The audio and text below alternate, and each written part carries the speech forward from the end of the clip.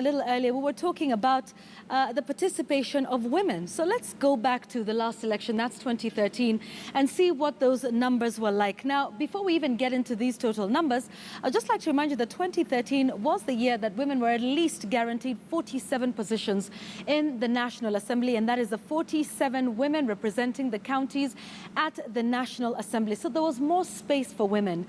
But let's take a look at then whether more of them were able to participate and whether that balance between the gender parity is being achieved in terms of just participation in the nomination process.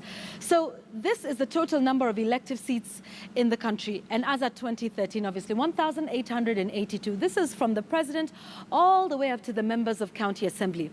So pay attention to this total number. Now, out of 1,882, of course, you'd expect there were more aspirants in total, right? So for just these 1,882 seats, there was a total of over 12,000 aspirants who are all seeking just those 1,882 seats. So you can take a look at this. Obviously, the competition was quite stiff. So this is the total number of, and I think we should correct that word. It should actually be aspirants. So this is the total number of aspirants for those 1,882 elective posts in the country.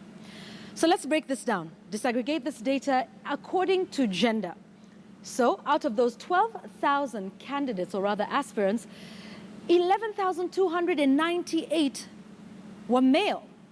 That is about 90% of the total number of aspirants. And if you take a look at the female candidates, out of that total number, just 1,193. This represents 10% of the total number of aspirants. That's over 12,000. That's 12,491. So if you take a look at this, 90% of the aspirants in the 2013 elections, or rather in the 2013 nominations, were male, while just 10% were female.